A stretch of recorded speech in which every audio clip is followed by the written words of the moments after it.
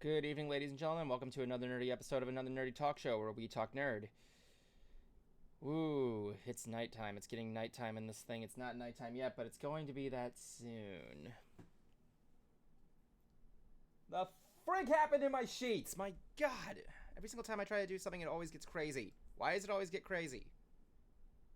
Jablonski. Evan, how many times have I told you not to piss the bed?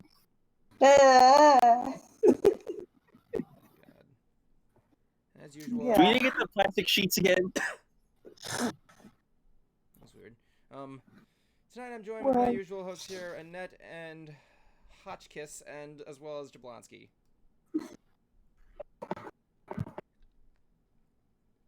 Happy to be here tonight, Evan. It's always a pleasure to be with you on this channel. I love you. I think we let him break a little bit. That was kind of the point. Whatever. I think my brushie's talking to me. Hello. Got a funny shy up on top of his microphone. Always do. Always do. Alright, welcome to the... Okay, thank you. Anyway. Yeah, you're welcome. I would bring out the party hat, but... Cruiser will be joining us later tonight. We're going to be doing... He's going to be talking about stuff as well. He's usually late as usual. Why not? Okay. Anyway. Tonight. Yeah. Stuff happens. What happened? It's funny. A lot? Different things happened. It's funny because, like, before this, I was actually just bored, so I was listening to some of the music from Grease. And, I know that music well. Really? I mean, have you... I mean, I've been listening to Pokemon movie soundtracks. I mean, you listen to, like... You've seen Grease. Have you seen Grease 2? Once, but not very much about it. Yeah, that's pretty much the actual consensus, everything there. There's this song in Grease 2. Yeah. That's called Reproduction. And the song... Oh, I remember that. The sex ed song. Yeah. First of all, Tab Hunt... Wait, Grease 2. Is that considered Rome? No, you're thinking of something else. I'm getting the feeling Jablonski has not seen Grease or Thank Grease you for 2. those that actually got that. So yeah, there's... Well, no, okay, you...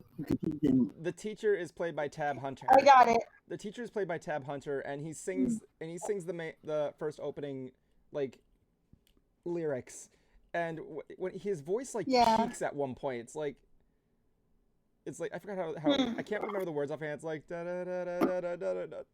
It's like so weird. It's like he sounds like he just like his balls just like got punched in the middle of the song. But yeah, if you look at any version of that on YouTube, I'm pretty sure I have the top comment with the same thing that says, "I find this song very difficult to jack off to." So there you go. Anyway, I apologize. There's a lady in the room. That's a thing. I apologize. There's a lady in the room. My bad. Oh my god. All on camera. All on camera. Yep. What's on your mug? They look like coffee beans, but I'm drinking tea. Yeah, go figure. Fair enough. Bean water or tea water or leaf water? Leaf water is the best, especially when it's loose leaf. Yeah, not in a tea bag. Oh my god, we actually were at Me being the childish motherfucker that I am. That really only happens in Call of Duty. Call of Duty. Anyway, we were at Disney. I was at Disney Springs last weekend with Brawny, and they have a tea shop there. They have a tea shop there. Very good stuff. Very good things. In fact, I think we were talking about it today. The last stream, I mean. Were we? I have this video. Yeah, we were telling Ariel about it. Really? I don't remember that, but like Yeah. But like I will say that I do have a video of him and Heather dancing in there. It's so adorable. It's like for 3 seconds. Aww. Ronnie like realizes he's being filmed. Aww. Yo, Ned, if you and Siskel there want to come by next weekend Disney Springs and meet up, you can. I mean, I appreciate the offer. Like, yeah. But with my immune compromised self, we're Yeah. avoiding anything with people. No, that's Yeah. fair. Okay, that's fair enough. I was just Not that throwing we it out want to avoid people, but we want to avoid I like appreciate getting. the offer. That's always looking for good tea. there. Oh yeah, that's perfectly Yeah. fine. That's perfectly. Especially if some like good sleep time tea, like to help you sleep. I love that shit. Mhm. God, if there's anything you want me to look for, and like you can ship me, you can like wire me the money. I'll get it for you. By the way, Jablonski. Yep. Stop falling asleep. I'm not falling asleep. Yes, you are. I'm just trying to. I know you guys are CMITTTTTTTT Sipping. into the conversation. Hey, Annette, where are we going? We're going. Oh, to Planet 10 When are we going? real soon. Yeah. If you guys haven't seen Buckaroo Banzai, you need to see Buckaroo Banzai. Line It is does one of the sound familiar. dumbest, most delightful. Sounds like a football. Yeah. It is one of the dumbest, most delightful things I've ever seen. Like one of those things that Where is. half the movie you're looking at the screen like, what? And it's got a lot of big names. It's got Christopher Lloyd. It's got Jeff Goldblum. It's got Yeah. John Lithgow. Yeah. I mean, it's great. So it's basically the most awkward And cast it's you can just see put together. so. Yeah, and it's like a cult. It's got a cult following, but like the most random stuff happens, and Yeah, it's like, Manos makes more sense. but you can say that about a movie that Manos makes more sense than it does. Yeah. But it is on Amazon Prime. You can probably find it some other places too. But Yeah, Buckaroo Banzai was fantastic. it's like watching a superhero movie, but not knowing who any of the characters or what any of the plot is. It's like you pick up like the 12th graphic novel in a series of 24. You just start in the middle somewhere. And there is so much going on in this movie, and yet there's absolutely nothing going on in this movie. What's funny is there's a scene where like Jeff Goldblum and this other guy, they're like stalking around this lab or something, and there's a watermelon just sitting on a table, and Jeff Goldblum asks, "Why is that watermelon over there?" And the other dude's like, "I'll tell you later." He never tells later it. never happens. It's just Why is that watermelon over there? yeah, the whole and John Lithgow's over the topic Italian accent is it's something. Yeah, the movies I've been wanting to see. So I definitely recommend it. Yeah, the movies I've been wanting to see lately, I've been wanting to revisit the Harry Potter series, more specifically the first one, because the first one's very awkward and hasn't really aged well. Like I was discussing this with my father, and watch that again. Like, here's the thing: when Harry Potter 1 was made, everybody knew the other ones were going to be made as well. Yeah. Jablonski, you can agree with me on that as well, right? That what? That when the That once the first Harry Potter movie happened, that the other stories would follow. like Oh yeah, freaking first movie wasn't all that great. Well, yeah, the first one for its time, it was a masterpiece. I kind of in the stance. Yes. I'm in the stance between very good movie and masterpiece. I'm like in that middle ground. But like the thing is, when you look at Nostalgic. I mean, I'm not gonna holch the effects because most of the effects are practical in that movie, which I find really cool. I actually recently watched Did You Know Movies about Harry Potter, and apparently the basilisk from the second movie was actually repurposed to be the dragon in the fourth one, which I thought was really cool. Oh. But anyway, like the thing was, people knew the other movies were gonna be made. But like, so they have to introduce all these characters, but they do it in the movie so awkwardly. It's so weird. Like the first person you see is Dumbledore in the thing, and the first thing he says, "I knew I'd see you here, Professor McGonagall." Then it just goes all over the place, just like what's your name? Rubius Hagrid. My favorite one is when they're on the train, and Harry's sitting there, and Ron comes in. And he's like, "I'm sorry, there's all the other places are full. Can I sit here?" Yeah, sure, cool. He sits down. Slight pause. I'm Ron, by the way. And she comes in. It's like just out of nowhere. It's just so weird. Then after that, I'm Granger. Exactly. And you all. Malfoy comes Yeah, in. And like the only one I'm Draco. yeah, this is Crab and Goyle, and I'm Malfoy. Draco. Y'all nearly had the snitch. Yeah, Chunk. yeah. Oh my god. I mean, when you think about, like, looking in hindsight, I can see what you mean about how awkward it is. Like, there's the thing. Percy, who's that? That's Professor Snape. He's like, why were you looking at what stood out about Professor Snape? You know, aside from everything, but you know, like. Like, he wasn't really doing anything. He's just sitting and being himself. He was sitting there talking to the guy in the turban. I forget his name, but basically, then again, let's just Oh, face Quirrell. Quirrell, yeah. Are you even surprised that me forgetting Quirrell's name, Professor Quirrell's name is just? Is anybody surprised I would forget his name? I mean, probably the least memorable. Yeah. Trollgen. Hi. Hi, I'm the troll. But like, fun fact, like I did see that some of the shots of the troll was practical. Like if you watch like the old trailers, there's really nothing in there. There's just like clips. And my only ideas was that like back then when we had to watch these clips, like it was in 2001 when we were watching this on like Yahoo Movies with like those QuickTime like DualShock players, but they were like one. Oh Lord! Why must you remind us of the dark times, my friend? Because we lived it. We lived it, and we're I living know we lived it. and we're living the dark times right now. So there you go. Seeing the trailer in like theaters, not really seeing the digital one. It's like, I forget, like probably seeing it in like before Spider-Man. Pictures? Like, here's something else. I think my favorite subplot throughout the entire Harry Potter series, from the first movie to the end, the subplot of how Neville Longbottom made puberty his bitch. Yes.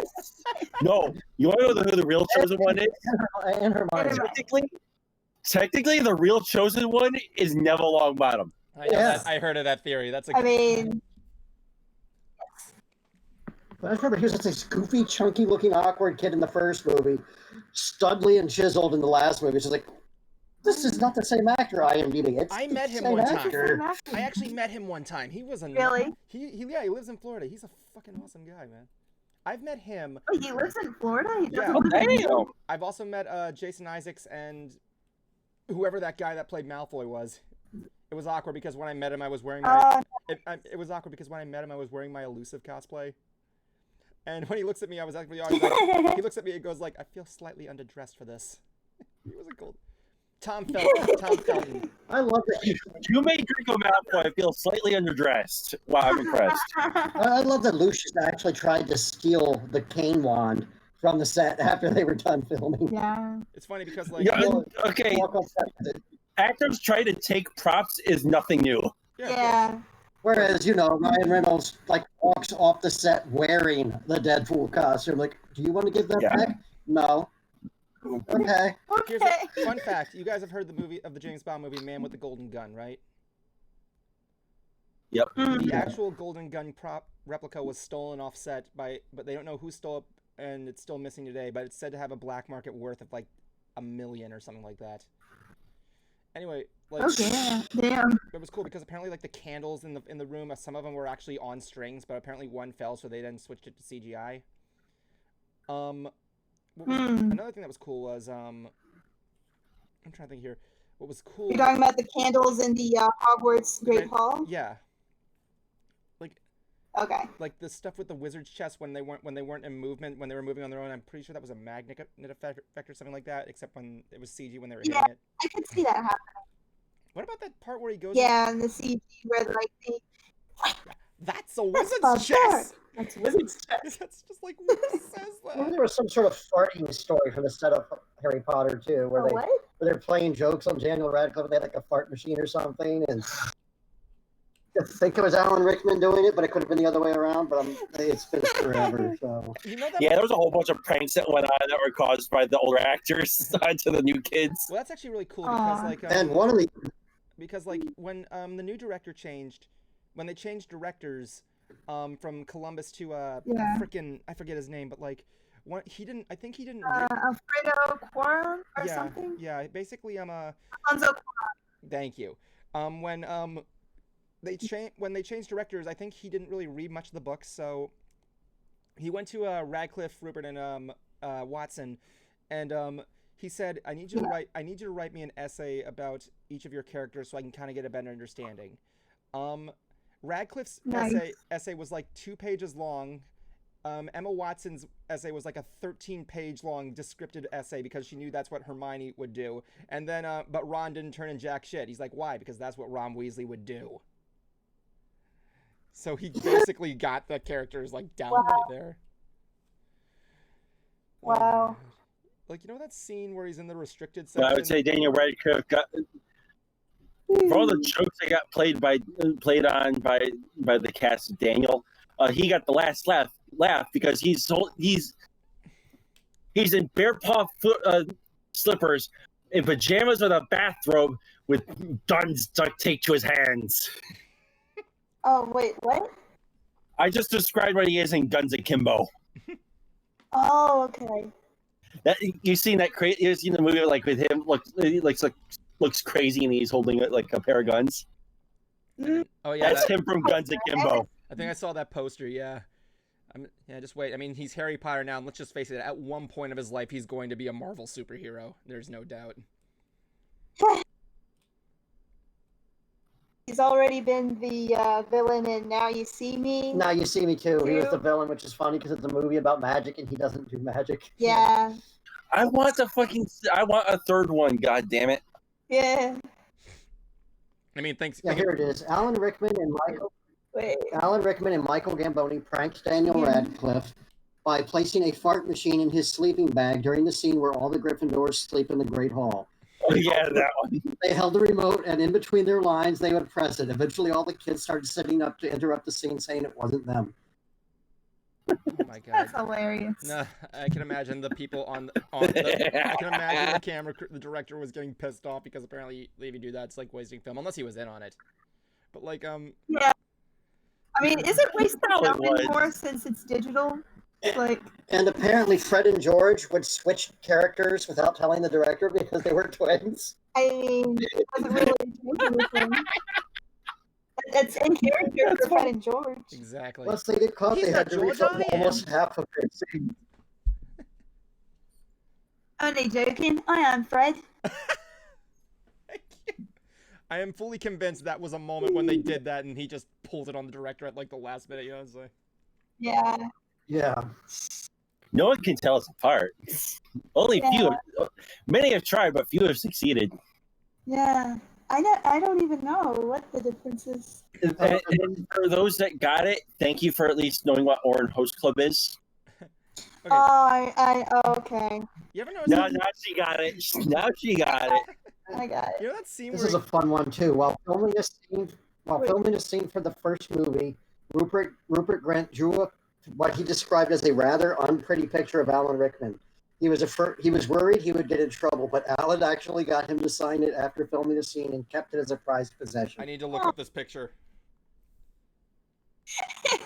If the picture's like been posted, I would hope it would have been. I mean, Robert's seeing an interview with Alan, and he's like, "Yeah, I treasure that. I love it." I gotta find this image. That's My God. Please tell me it's online. It's online. Oh my. As far as I know, he now owns an ice cream truck. Who? Yeah, Rupert Grint. He definitely 100%. I think he stopped acting, or he doesn't act that much anymore. So he just has an ice cream truck, and he just goes around. Yeah, I know the kids. I know he's coming back for the Cursed Child. That's confirmed. Yeah, but I think outside of like maybe a few roles here and there, he hasn't done much of anything acting wise. I know Tom Felton, the guy who played Malfoy, said his secondary backup dream, if he wasn't going to go into acting, he was going to be a fisherman because he likes to fish. He likes to go fishing, from what I heard. Do you remember that one scene in the movie where Harry just is in the restricted section and he just comes across that randomly screaming book? Yeah. No, what would be funny? No. We're not. What would be hilarious though if we're not gonna do that. We're gonna dwell on this. What was that? What was the book? What was that supposed to be? Who would make a book like that? What are you supposed to do? Read it while the face is like freaking. Maybe he was a soul trapped in the book.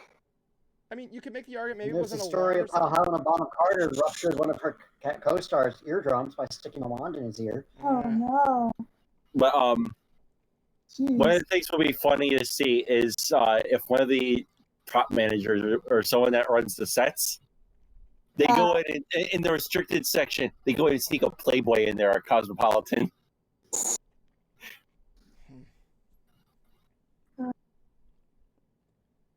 I can't find the image online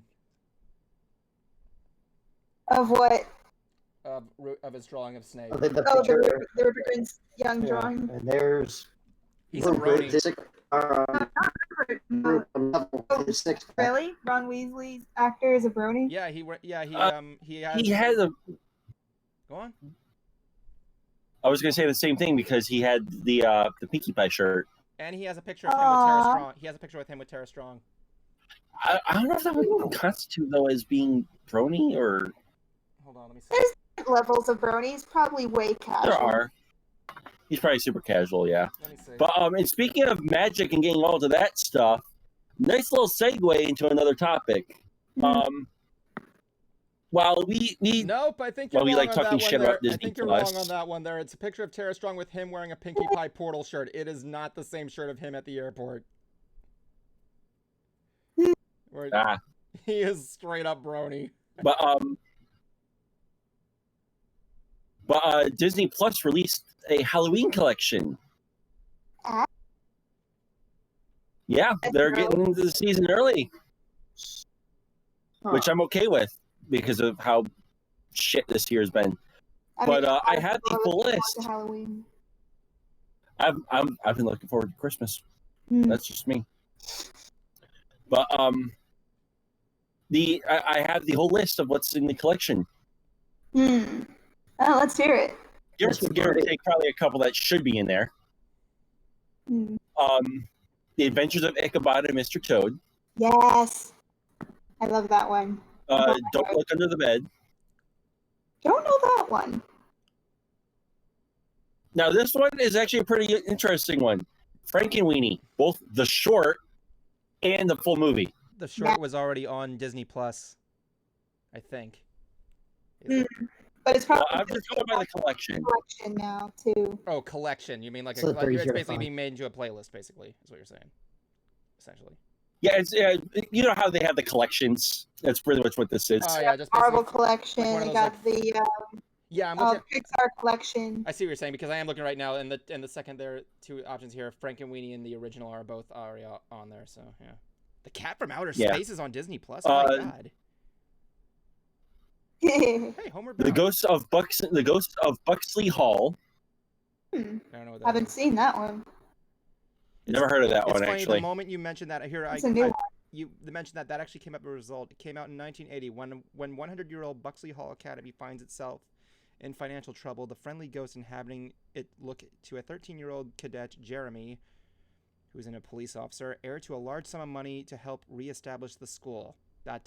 And they're home.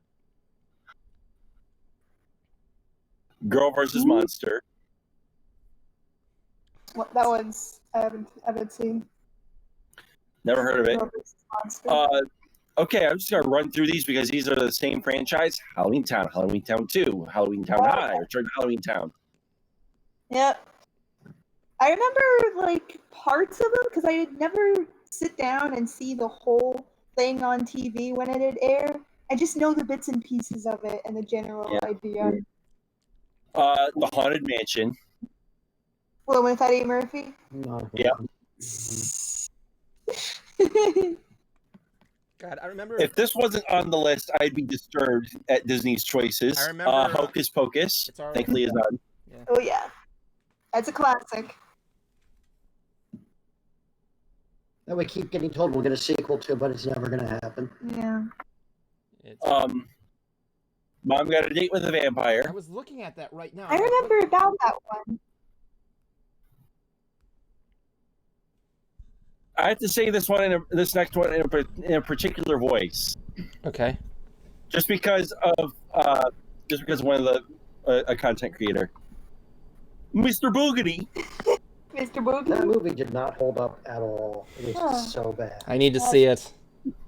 What about Mr. Boogedy, David? It's from the 80s. in 86. Okay. Apparently. And Disney decided to start up this war again. It's a war? Nightmare Before Yeah. Christmas. It's a yearly war, I guess. Who the frick cares? It Well, it's a is. Christmas movie, just like Die Hard and Princess Bride. And Iron Man 3. Yeah. Iron Man 3 is a Christmas movie. Yeah, pretty much. Gremlins. Technically, Princess Bride, because There's the Christmas grandfather decorations. is like reading his grandson a Christmas present book. Gremlins, the first one, is also a Christmas movie. Silent Night, Deadly Night 2. Yeah. Silent Night, Deadly Night is a Christmas movie series.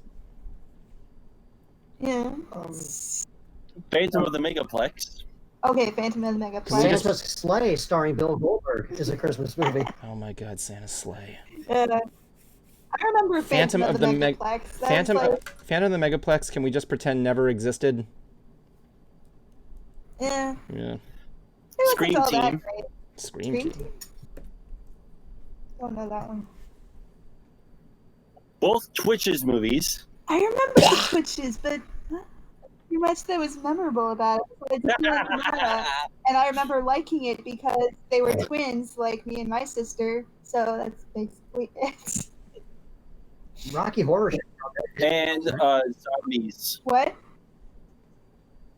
Zombies is on this list, but then again, there is probably more to come. I'm expecting Tower of Terror. I don't think that was a Rocky Horror should be on Hold on a second. It's a Tower Halloween movie. of Terror, the That's movie with what Yeah, the one based off the ride. no, it wasn't. If by all Wait, means was it the was ride based if on by it? all means fans like declare this not even close. The only thing that's the similarity is the building, and that has nothing to do with the Twilight Zone or the Japanese original story. Hold on. I kind of Okay. want the Japanese original one to transfer over to Hollywood Studios, personally. Well, there's a reason. Yeah, I think there was a reason why they had to do it. No, I didn't know that is. Yeah, because Twilight Zone is not popular in Japan. Huh. That and I think they had to like there was like restrictions on what they can convey with death or something like that. I mean, in the Tower of Terror ride, you do see the family get I think that's part of it too. You do see the family electrocuted, and the other one, it's like I think it's like a relic or something that's cursed the building. What's also interesting here is that apparently they're going to be putting the Star Wars Holiday Special on Disney Plus, and my only question is if they're going to do the bootleg version, which is funny, but that's not all. That's not all. This one you're probably going to have disagreements with me, but considering what I've seen them do with Star Wars, I'm actually kind of interested to see where this is going to go for comedy. They're going to be doing Star Wars holiday specials in Lego. I like that idea. Doesn't bother me that much. Yeah. Star Wars holiday special. If it was made into a Lego, if they make a Lego game with the Star Wars holiday special, I would so play that shit. Make it a DLC. I want to play as Art Carney. God damn it! Oh my god! If they do an Art Carney cameo or something along the lines of that, I will be happy. Jablonski, What Art about Carney the is dead. Arthur? Art Carney is dead. So is B. Arthur. Yeah. Yeah. I didn't lose my medical degree for nothing. I get my shovel. Yeah. How is the level where Itchy's wearing the virtual reality helmet and she's talking about how she's going to be his pleasure going to play out? How Make is that that going to fit into a a VR shooter. Make her say something else. Yeah. more a rhythm game like DDR? Yeah. Just watching her dance around the holiday. Yeah. Just go whips down. Yes. In that order. Harvey Korman. Yes, Cooking Harvey. Well, it's like Cooking Model with the Harvey? Korman robot character. Cooking Harvey. That sounds like a cooking show or like the name of a cookbook or something. Cooking Harvey. Like that stage would be just like the Cooking Mama games. Oh. Cooking Harvey, hosted by Hannibal Lecter. Oh my god. Now, Clarice, we shall now serve him with some fava beans and a nice Chianti. Very nice. Oh, speaking of like just a little tangent there. We just saw Why am I blanking out on his name right now? The Hannibal. His waltz. Yeah. What is his I name? forgot his name now too. Anthony Hopkins. Anthony Hopkins. He wrote He composed the waltz. Yeah, and we heard it, and it was awesome. Nice. That could have gotten a lot better if I remembered in time. Yeah, then because you forgot, I forgot. Is it good? All right, continue with the list.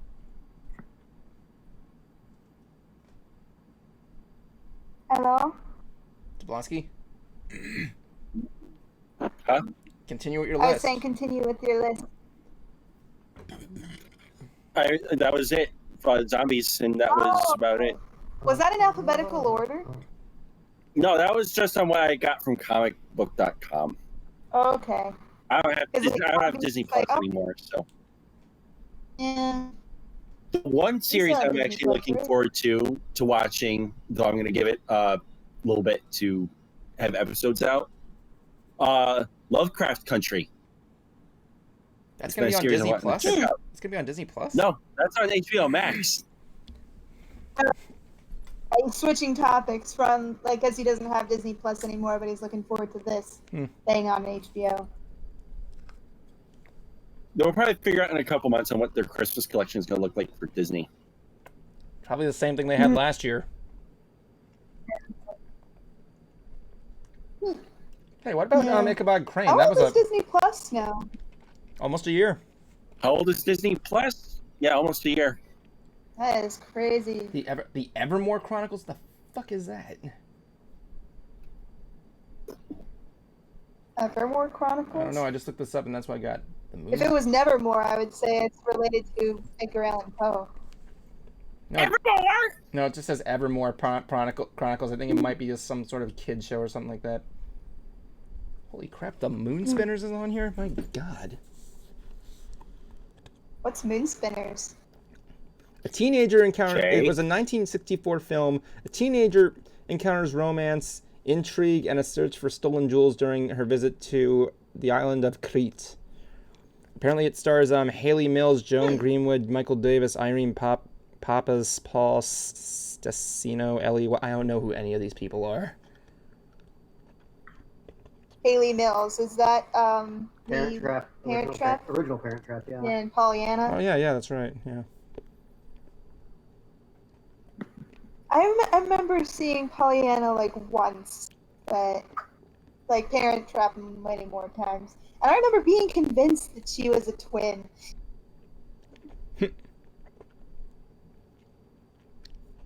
Like, why couldn't they get actual twins to play in either of the Parent Trap movies? I swear. I don't know. Like, why couldn't they get Well, Eric and Ashley to do like a Parent Trap thing? I mean, they did It Takes Two. Because they were kind of stuck up and snobby at that point. Yeah. They didn't want to do anything anymore. Yeah. I mean, if they had done it like, when they were like preteens, maybe. Funny enough, the third Olsen sister is the one that's actually the most popular. Yeah. What has she done? Scarlet Witch. Oh, okay. Yeah. Oh, yeah. Keep forgetting that was her. That she was Keep forgetting that Scarlet Witch was an Olsen twin. Yeah.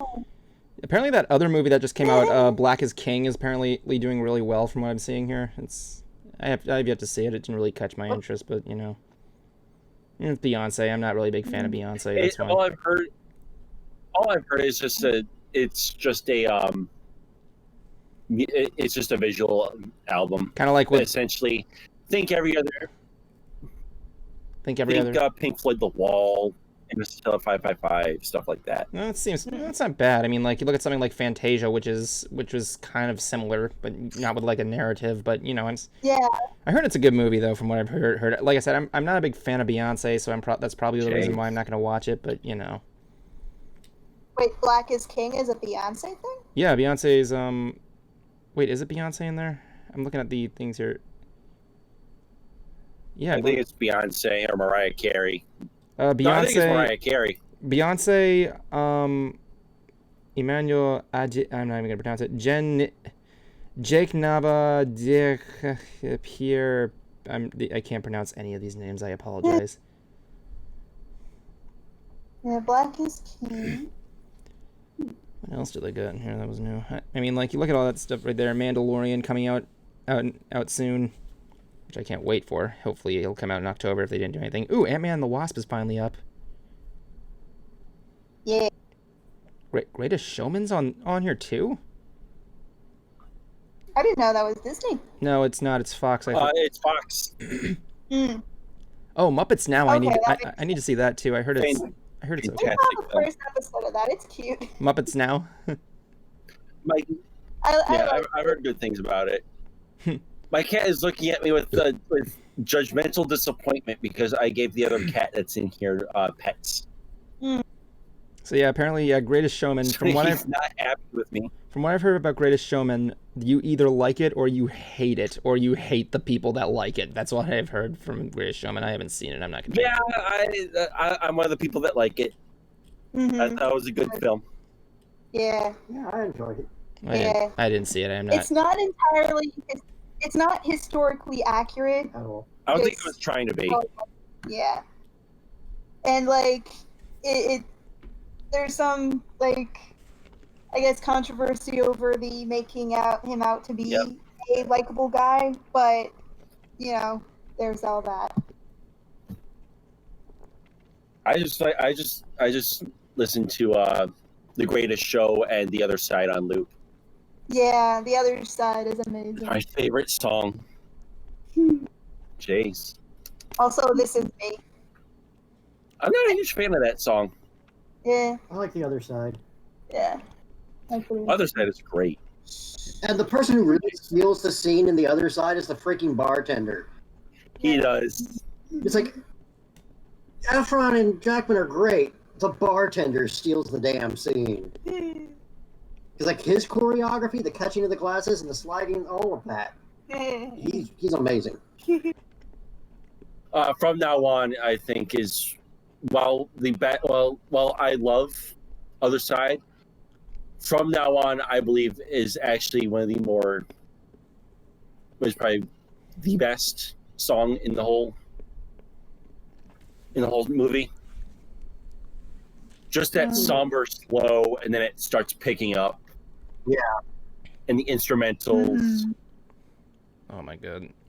I got a result which was Spooky Buddies. Remember how when you look at like movies like that, you know the Buddies film, the with the dogs and everything? I know about them. I'd never seen them. Oh my god.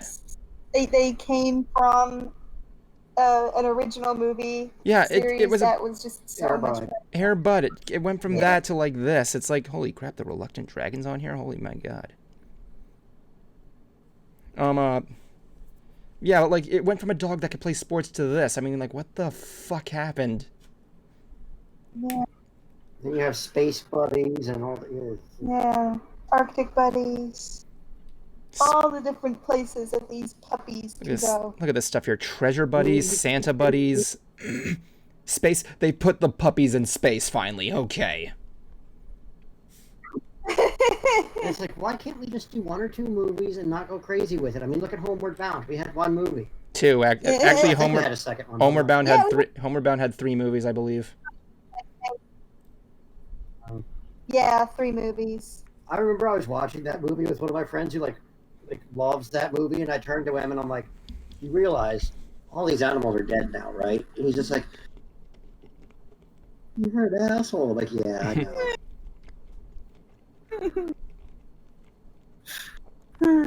Bad Hair Day. What the fuck is that? Super Buddies. Super Buddies. Somebody get.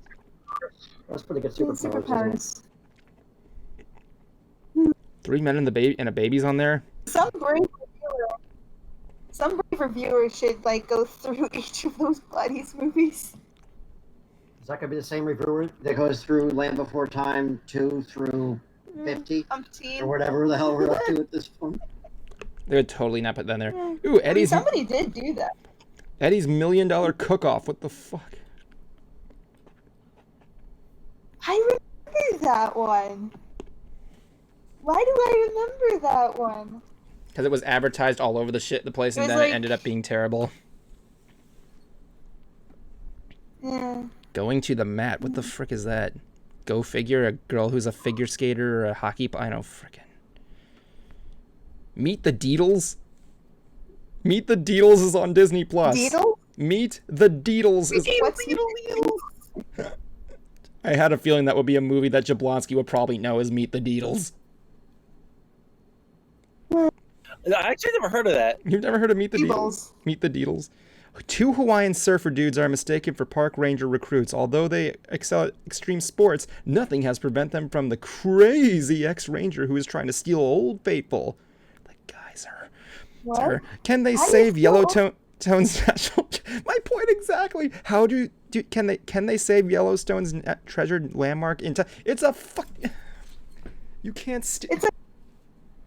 It's part of the map. The box art is something. What else do we got here? Camp Nowhere? What is that? What is Camp Nowhere? Oh my god, Christopher Lloyd is in it. Yeah, that one's bad, but it's enjoyable. I mean, it's got Christopher Lloyd. So Yeah. Blank Check. wait, Paul Walker is in Meet the Deedles? Yeah. Oh my god. Blank Check. I don't know why, but I always thought that Blank Check wasn't. I always thought a Blank Check was Fucking Blank Check, really? What? God damn. What did you? Blank Check? Yeah, I always thought Blank Check. Blank Check was a recorded story of your early life. I don't know why.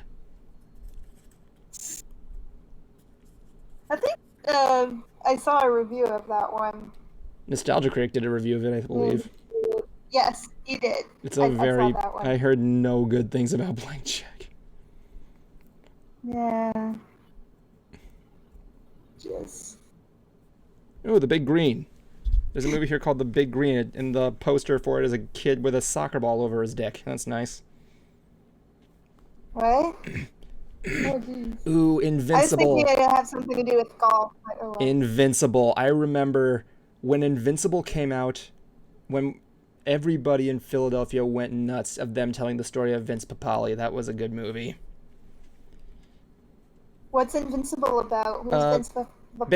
Based on the true underdog story of Vince Papale, a 30-year-old bartender and the Philadelphia Eagles fan who earned a spot on the team after a new head coach, Dick Vermeil, calls an unpreceded open tryout. It's basically a guy who tried out to be a part of the Philadelphia Eagles, go Eagles, has been, and his rise up to fame and how he got him to the top.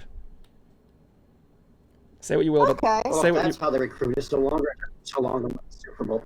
Yeah, I had a friend of mine named Dave Hall who apparently his father knew Vince Papale, which he's a cool dude. He's a really cool dude. I just insulted the Eagles in front of an Eagles fan and nothing happened. I am disappointed. Wait, what did she say? I wasn't paying attention. That's how the Eagles do their recruiting process. It's no wonder it took them so long to win the Super Bowl. Tryout? What, for tryouts? It could be worse. Are you talking about tryouts? I actually like it. Because a lot of people... Like you said, the movie, like they got the guy who was... Yeah, I don't know. I don't know where this I is. actually like the Eagles. Well, you know, you guys, it could be worse. You could be a Dallas Cowboys fan. Or a Browns fan. Or a Buffalo Bills fan. Yeah. Or a soccer fan. My first time... I grew up in Buffalo Bills country. Shut up. My ex-fiance is the one who got me into football because I didn't really care. And my first time actually watching a game and knowing what the hell was going on was in an apartment full of Eagles fans while the Eagles were losing badly. That was one of the most terrifying experiences of my life. For football-wise, I just pay attention like maybe the last two games in the Super Bowl, but I'm more of a baseball fan. Oh my god. Yeah, I'm more of a baseball fan myself. Like everybody has their home team though. I mean, like me, I'm a Phillies fan. I don't like my home team. Okay. When I was in New York. Okay, let me tell you a story. I'm a Red Sox fan. When the Philadelphia Phillies won the Super Bowl in 2010, I think it was. I remember, as you know, whenever we win, usually the city holds a parade like the next day. And so the Philadelphia Phillies came back. Were holding their parade on that Friday, and I couldn't go because the place was going to be packed. If you look at pictures, there are people sitting on bus stops. There are people that are sitting on buildings. It's like everybody wanted to be part of this parade. I didn't go, so I went to high school because I was a nerd. I go there and almost the entire school is empty. To the point in the last class where the teacher looked at me and says, "You know what? You're dismissed early. Just go home." Aw. That was fun. It was fun. I had the whole school to myself. Wow. Sat there, spoke to my ROTC teacher the entire time. I felt like a jerk. Like you could tell I was the nerd that didn't like sports.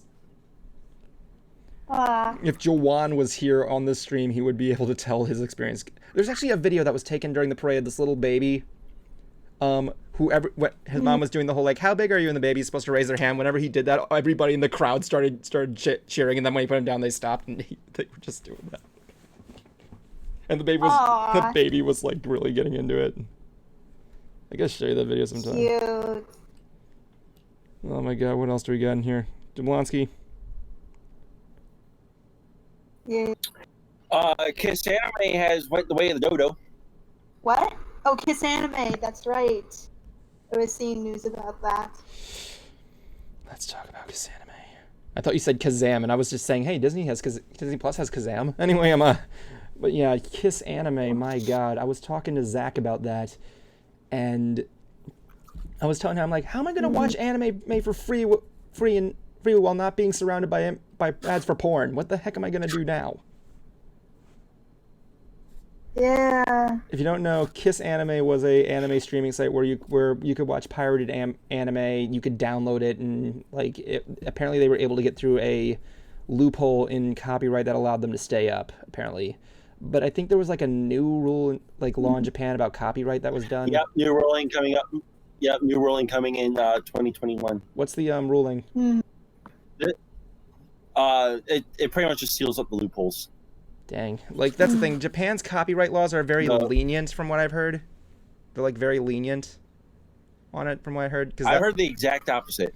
Well, here's the reason why. Whenever we get a video of Mystery Brony Theater taken down, it usually says your video is taken down, is down for copyright claim. It's only viewable in these states. Almost all the time it says Japan, because the Japanese copyright restriction laws are still there. It depends on I think it depends on maybe the works, maybe it's the in-state works or something like that.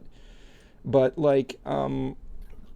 yeah, that's going on there. So Kiss Anime had to go down there, and now we have to find a way to kind of look around and This was my reaction to it. I'm playing the world's smallest violin. We get it. You have a subscription. Yeah, you have a Crunchyroll subscription. We get it. Oh, I have more than that, but the point is being that while yes, I really don't care that it's gone. It's not a big deal for me, but it's that, and YouTube was my really starting out with watching anime elsewhere. And that when Crunchyroll stuff was illegal.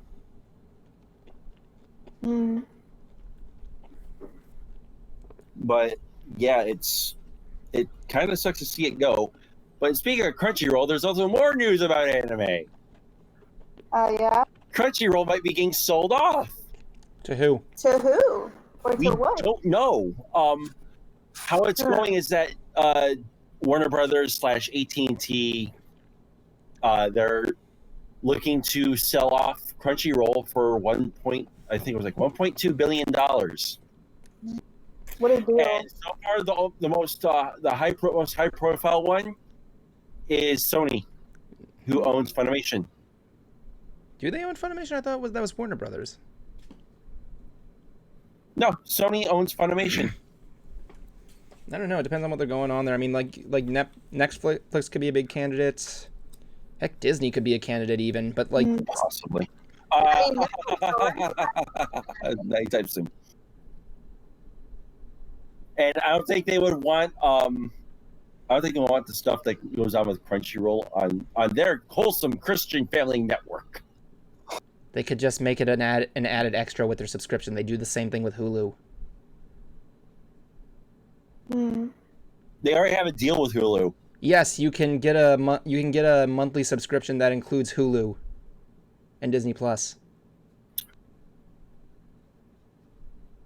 You didn't know this? No, I mean, like, it's actually a part of Hulu, not just like a subscription service. What? Disney Plus? What are you talking about? You can literally get a premium membership. Okay, you can find Crunchyroll anime on Hulu. That is what I've been trying to say. Okay, I see what you're saying. Okay. So, yeah, I mean, isn't some of the Crunchyroll stuff on Netflix as well? I know Netflix has different. Crunchyroll stuff is mostly on HBO Max, but it only renews about quarterly. It sucks. Yeah. Oh, good, he's here. I mean, I'm just gonna stick with 9 anime right now because it's either 9 anime or 0 anime. That's my thing. Even if I don't have any ads that surround the entire anime player with porn. I got Verve. I got a whole bunch of stuff. The only thing I'm worried about when it comes to these sites being taken down, and my friend Donnell pointed this out too, is that the dramas like Kamen Rider, Super Sentai, and a lot of these live action shows that people like, there's no real legal way to watch them. Hey, Cruiser. Hey guys. Oh, look at you, all fancy looking.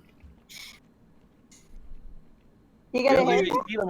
We don't usually see the mic we don't usually see the mic from you that often. See the mic?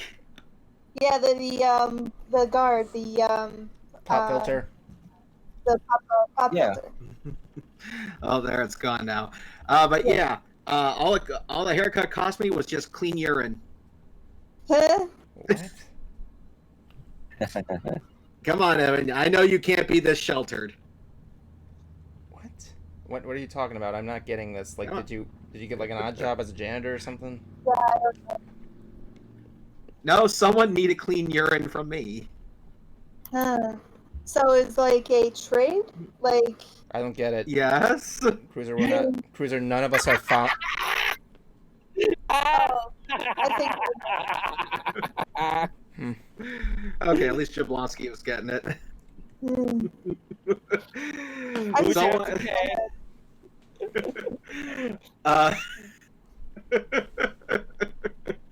one person Cruiser who'd you have to pay? No, he needed me for this one. Oh, okay. Did they at least give you the common courtesy to give you a reach around? In all honesty, it was my sister's boyfriend. He was the one who trimmed my hair because honestly, I just needed to save money on a haircut. And he goes, "Oh, okay, here, I'll do it for you." I'm like, and like, no, seriously, look, I've been doing mine. Mine looks good. Like, my only thought is that one scene from like Thor Ragnarok where frickin' Stan Lee comes and cuts Thor's hair. Odin's bid, you will not cut my hair, and then he has like the whole series like, please sir, please, good God, sir, don't cut my hair. Yeah, that's a good scene. Oh, there was actually something else that flew under the radar for all of us because we didn't even know, and I didn't even know until I found out the next morning. What? And told everyone else. What? Apparently, Adult Swim had a Space Ghost Coast to Coast marathon. Yeah, what was with that? This week. What was with that? Like, what was the? I don't know. Was there like a special occasion going on or something? Probably a shits and giggles. I'm gonna take a look I around. don't know, shits and giggles. I'm gonna take a look around. I mean, usually the last everyone on Twitter was saying. Everyone else on Twitter was trying to figure out why did no one say anything? They were probably just looking for something to air, and that's what they found. Yeah, probably, or some. It's like I could just watch it all on Max and just be done with it. Yeah, it was really trending. Yeah. Which I've been considering of doing for background noise, but. So anyway, apparently there was a fire at the new Hagrid motorbike adventure coaster at Universal. Oh, geez. First Palpatine, now Voldemort. Bellatrix. I'm starting to... does anybody... Does anybody know how the fire started? I think from what I'm seeing, it was probably something that happened most likely backstage. I don't know. It might have been some. I think I heard. I've been hearing that too. Kind of. I haven't looked it up Yes. completely. So what happened with the Star Wars one? Basically, it was lightning. It was struck by lightning. It was basically Mother Nature kind of thing. It happens a lot. Rides usually go down for like a week or so. But yes, Okay. that's the thing. You did a good idea. You know you did a good idea opening your part at the right time when God himself is trying to stop you. First thing that came to my mind. Take my lightning, fucker! I mean, I found it to be a Yeah, weird. I swear, it's like first it was...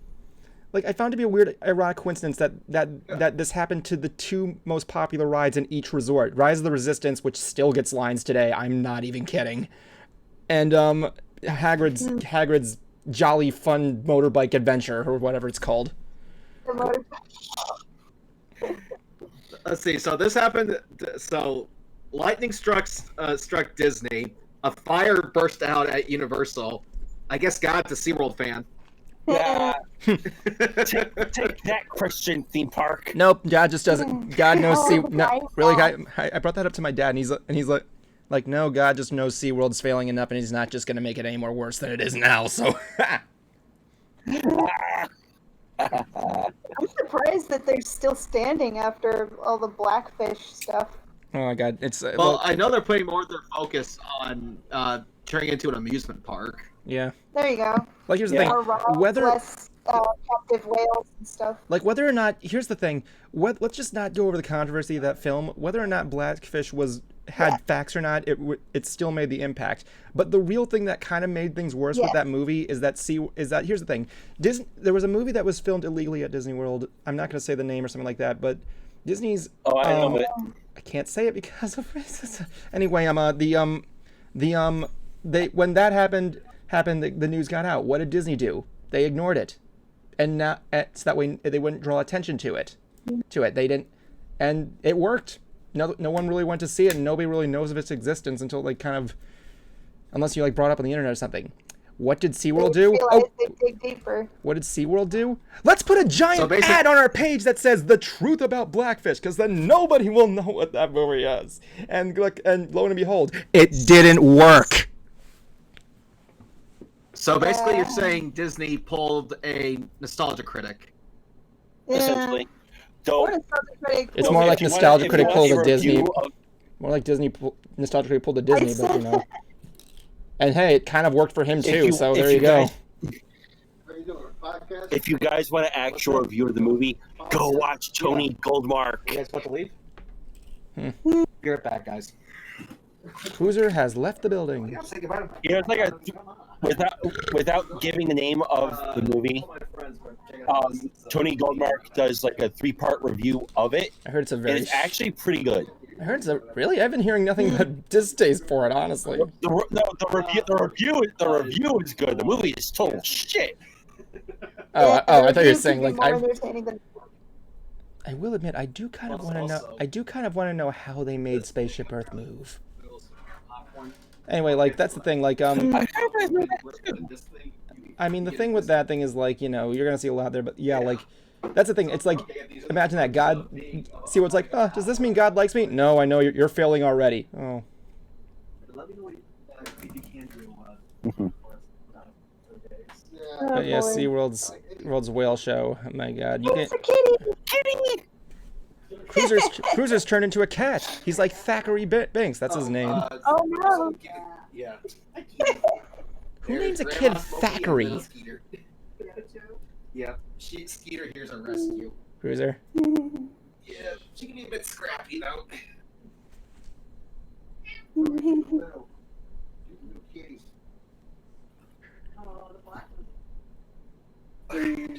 Smokey is old and big. Listening to him introduce his cats. Right, your video's frozen. I'm sorry, I just noticed it now. Oh, mine? Yeah. There you go. No, yours is coming in fine, Bright. Yeah, actually. Old and big. Okay, so Cruiser turned into a cat. I'm gonna and Apparently his Right, your boyfriend turned into a pillow. Yeah, he's using the bathroom. He'll be back. He's watering the flowers. I want to listen. Yeah. I want to listen. I want to listen to the show. I want to listen to the show. I say that. I say that to my girlfriend all the time, and she goes like, "How big's the flower now?"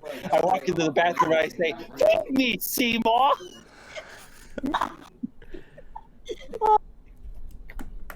That's a good one, actually. I love her. She kids with me, and I kid with her. Oh my god! I feel like I'm They're listening to to a background conversation in like Resident Evil 7 or like Chris Chan's Skype call. Oh my god. Which one? Pick one. Oh boy. But I've been working on my Ghost of Tsushima game before I play Tony Hawk. Okay. Still playing that game? I just unlocked. Yeah, dude. Okay, main story with minimal side quest is about 25 hours long, and the achievements I got, maybe a quarter of the achievements. So you're just trying to complete it, basically. I'm trying to complete it, though I keep doing the side quests because it actually helps me. I know. What I also do is, just recently, I unlocked what's called Ghost Stance, which is the last stance that I believe you get in the game, and basically I get multiple kills without taking damage, or I decapitate / slaughter a leader. And what that does is basically it allows me to mow down enemies, and the surrounding enemies shit themselves and run. He's talking about his Ghost of Tsushima game. Okay. I've been playing Doom. Conversation to walk in on. I've been playing Doom. Like the first one? Yeah, the original first one. Because I never actually played Doom before. Okay. That's cool. It's a game. It's like a game that Higgins would knows in and out like religiously, most likely. Also, I actually did my girlfriend my anniversary. I also made dinner for my girlfriend's and I 7th anniversary. Hey. Yeah. 7 months. I made a dish from the best movie ever created, and if Higgins was here, he would actually know what I'm talking about. The movie Chef. There's a movie called Chef? Yes. Jon Favreau. Oh. Jon Wait, Jon Favreau. Favreau stars or direct? Oh my god. I think both. There's also Robert Downey Jr. Oh wait, and, Robert Downey Jr. is a chef? Oh my god. No, he's okay. So the movie based off of this Jon Favreau's character. He is a chef at a restaurant. He was an up and coming chef, and he gets discontented with his job and where he stands in life. So after a critic criticizes his food, he flips out and gets fired from the restaurant. His ex-wife suggests, "Hey, why don't you go with that food truck idea you've been talking about?" Oh. And her connection is her ex, who is played by Robert Downey Jr. Oh my god. He gives Jon Favreau's character a food truck, and he starts a food truck business and goes from Florida back to California in the food truck, working on new recipes and all that. We may have some breaking news. What? Keep talking. I'll let you know when I get kind of like. I'm gonna read this up before I tell you guys. All right. Just keep talking. I'll look this up. Keep talking. I'm just looking things up. Yeah, Jablonski, keep sharing this thing. But anyways, it's a fantastic film. I love it to death. It's one of my favorite films ever, and it also actually has inspired me to follow what I've actually been doing the past, what I've been working on for the past few months with school, and how I'm aiming to do is open a food truck or food trailer. Ooh. What would you have in your food truck? I'm going with sandwiches, salad, soups, depending on the season. Nice. Kind of do like seasonal. Jesus Christ. Evan, okay, what is it that you're reading? After some recent news, here I'm going on the Adult Swim page to see if I could have got an answer. Apparently, they made a post 2 hours ago. They have fired Stuart D. Baker from continuing work on Squidbillies. Who? Stuart D. Baker. He's the voice of friggin' Early from Squidbillies. Isn't Never seen it. Well, his stage name was unknown Henson, but why? Squidbillies' Facebook page has a statement from Jim Forner and Dave Willis, who, as you know, is the guy who made Aqua Teen Hunger Force. We are aware of the extremely offensive and derogatory social media posts made last week by Stuart D. Baker. The views he expressed do not reflect our own personal values or the values of the show that we and many others have worked hard to produce over the past 15 years. For these reasons, production of Squidbillies will continue without Mr. Baker effective immediately. Upon looking up here, oh my god, I don't even know if I can even say this stuff on air. Namely because if I say it, it's probably going to be I might end up saying something that might be offensive without even knowing here, but apparently his response to Dolly Parton recently backing up the Black Lives Matter thing. Yes. And oh my god, I didn't even read this one. Jesus Christ, man. Like I don't even know if I can even read this, so like I'm not going to read this out loud. I'd say not read it, but he even made a response saying stuff, and yeah, he kind of lashed out online. He didn't even did he apologize? Nope, he did not apologize. He didn't even go with dignity by saying like, okay, I know what I said, it was wrong, I apologize. No, he just went on and on like Stuart Baker. My god. But yeah, apparently, so Squidbillies will be continuing production without Baker. It's all fun and games until you bring in the politics. Next, I'm not going to say anything here, nor do I want to get into a big argument about whether he said was right or wrong. I'm just going to say, like, but based on my POV here, yeah, I can see why he did, because he didn't even give any sense of, like, sincerity or anything like that, or, like, he didn't even apologize or anything like that. Anyway, I apologize for that random interruption. Please also note I'm not a Dolly Parton fan. I don't know. I honestly don't know who they're going to get to replace him. And to be honest, I didn't realize that show was still in production. Yeah, Squidbillies still on. The last thing I saw from Squidbillies was the Thanksgiving special, or as they call it, the Thanks-taking special. Jesus Christ. I didn't get into Squidbillies that much. Like, I like some stuff. It was on. But one thing that came out recently, shifting the focus away here, that I've been waiting a long time for is MLP Season 10 comic. They continued the series in comic form, and this is the first issue, and I gotta say, there's some wonderful art in here. Like, this punk rock zebra character. Oh, that's what that work in Aria's. I'm not going to go any further than that. Let's just say. And they also introduced some new characters. Like these guys here are called Kelpies. The ones in the middle are two-horned unicorns. And it seems like what this is going into, is Zikora's backstory. Yeah. There's even a moment in this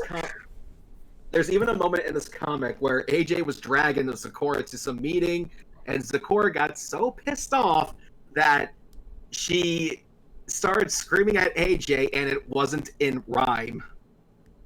Oh, that is pissed off.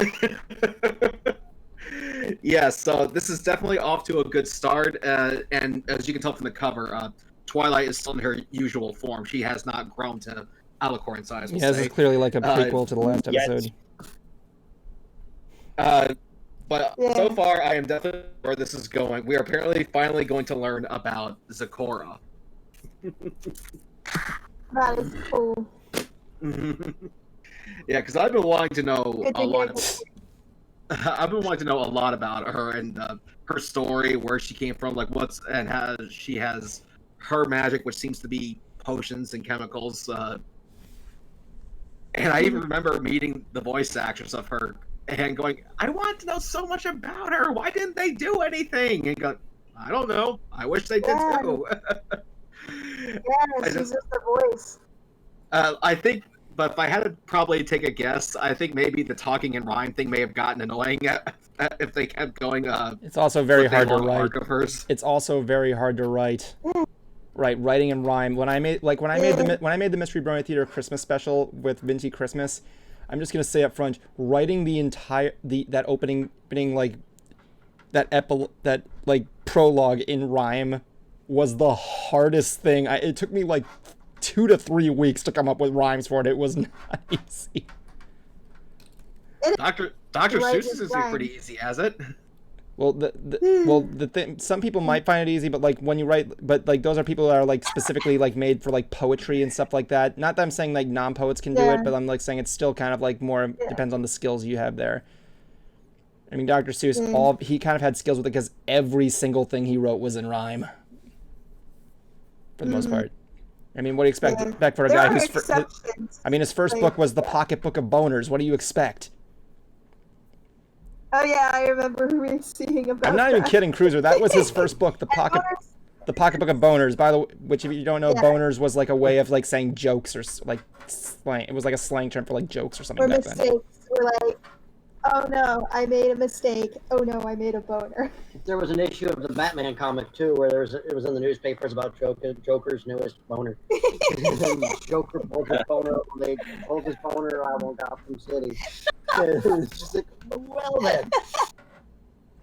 It's like Ninja Sex Party all over again. Okay, so Sleepy Kuma the Sleepy in the comments here basically said some Avatar of the Last Pony, it seems. So I think we're going to need some to address the whole issue with Netflix right now. Apparently, as you know, Netflix was coming out with an Avatar: The Last Airbender live-action series, and it originally featured the show's creator, but due to creative differences, they have part ways, and now the entire community is freaking out. Honestly, like, my stance on it is I don't know what the whole creative difference thing was specifically. Like, you always agree, like, when this stuff comes up there, it's like never like specifically addressed, especially when it's like in pre-pro or something like that. Yeah. But like, my thing is that, like, you know, maybe if you have the creator on board, listen to what he says. I mean, like, you're not gonna. I mean, that's probably gonna lead to like possibly like most of the time like success. Unless you're George Lucas. But basically, But basically, like, the thing is how much are they going to get? M. Night Shyamalan? Yeah, no, stay far away from Avatar, please. But, like, I'm still going to see what happens. They can't mess it up that bad. I mean, I was going to say how hard could it... Yeah. I was going to say how hard could it... I was going to say how hard could it be, but then I thought, oh, yeah, Shyamalan. Like, anyway, I think people can agree, like, it would be somewhere in between the original series and the Shyamalan movie. It's got to be in between there. We're going to I do know that they just released Legend of Korra on Netflix. Mm-hmm. I might get that. It's okay. Honestly, I have to wonder if they'd be blinded by nostalgia. Maybe they overhyped Avatar in their head for some reason. Like, here's to go into Cruiser, you're pixelating heavily. What do you want me to do about it? Slow down. Give it a moment. I don't know. Your face is stuck in an awkward screenshot. I'm going to take a picture of that. Take a picture. Okay, there we go. Okay.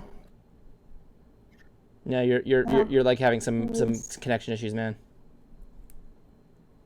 Cruiser. What do you want to do about it? Might need to get up to Again, what do you want? try leaving the call and re-entering. Not sure. Here we go. He's doomed with Legend of Korra.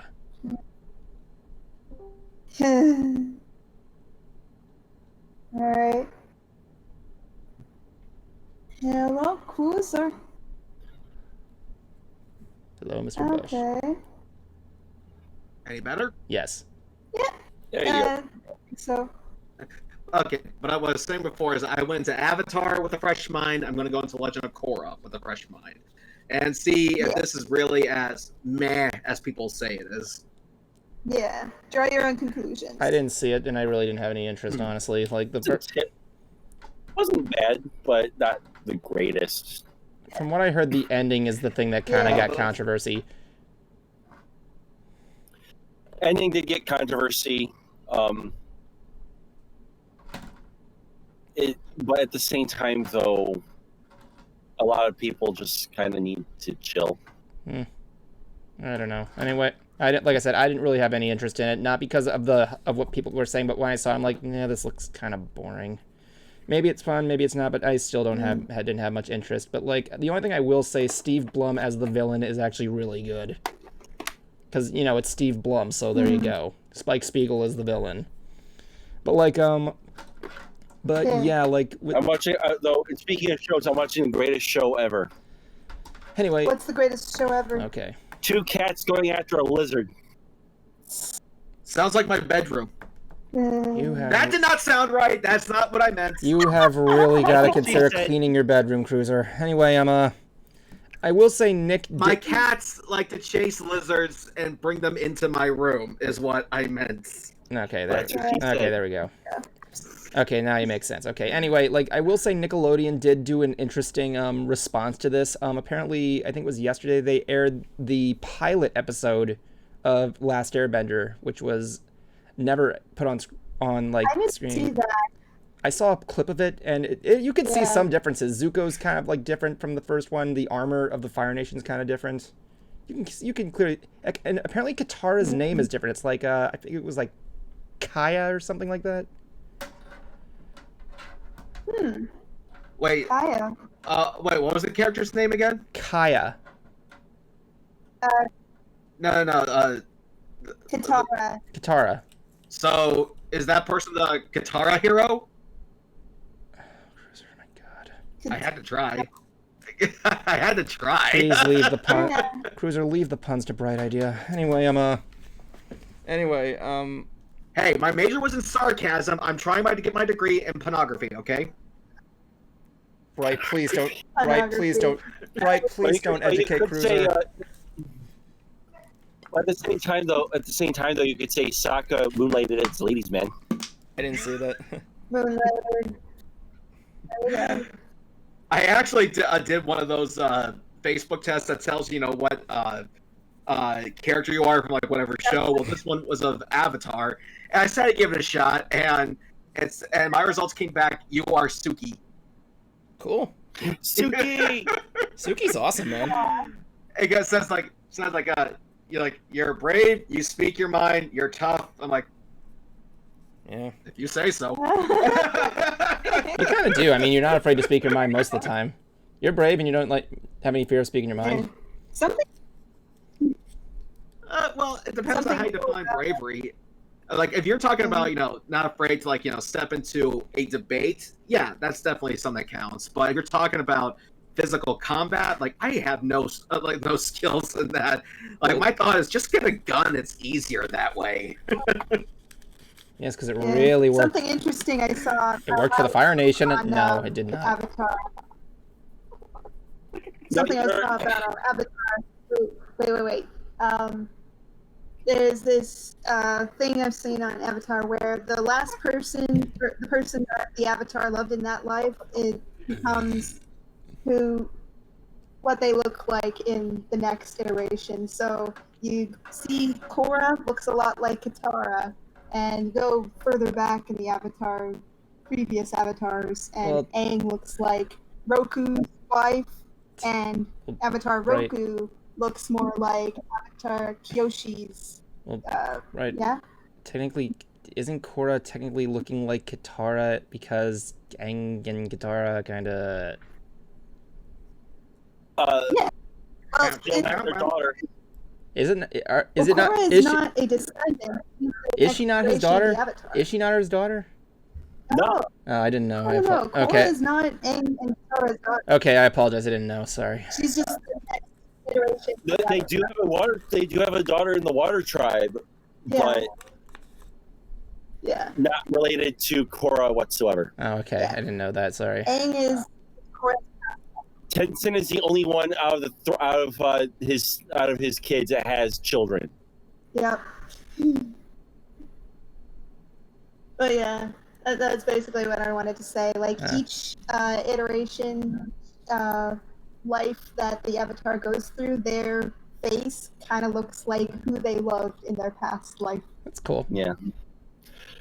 Did you guys know there was originally a fifth nation What was it called? for Avatar? Texas. I don't get it, but that's I was funny. gonna say heart. I thought you. Yeah, that's what I The thought. I thought you were gonna say. I Heart thought you were gonna say. Is it Heart? Was Mati onto something? Captain Planet.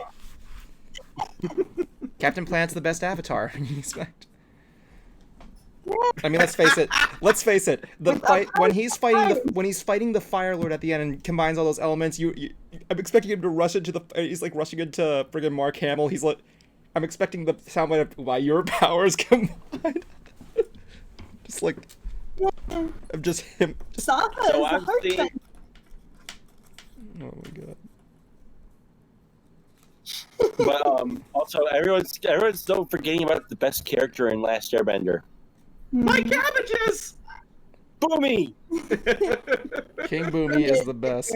Yeah, King Boomy was awesome. Oh, by the way, Cruiser, Cabbages first, though. Cruiser, a little bit of a warning. The My Cabbages thing is referenced, I think, once in Legends of Korra, and you're gonna go like, ha. That's gonna be the one joke I've heard that's kind of like a groaner. It's like, okay, all right, Hmm. but like You say so. it's more like a reference, but like it's not that. Cabbage industry. My cabbages.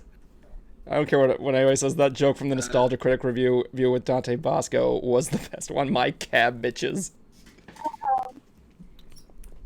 Oh, my cabbages. This guy, they were filming in like a Barnes and Noble, and I think this random guy's reading a book saying how I forgot what it was. It was like how to find love as a cab driver, and then Dante runs past him, and the book gets knocked down. He's like, "No, my cab bitches." You have to say it's actually kind of funny. Actually, no, Cruiser. There is the continuation to Last Airbender that you can check out, and that's the book that kind of like answers what happened to Zuko's mom. But if you want to read that or look it up, We like the graphic novels. I heard it's a good read. The graphic novels. Definitely a possibility. Oh, did you see that that thing I sent you with the guy who was able to make the Northern Water Tribe temple in Minecraft? Yeah, I saw that. That was awesome. That sounds cool. Yeah, it looks beautiful. It looks gorgeous. I wish I had that kind of patience, but I don't. Okay, the girls have left the room, guys. You can unloosen the belts.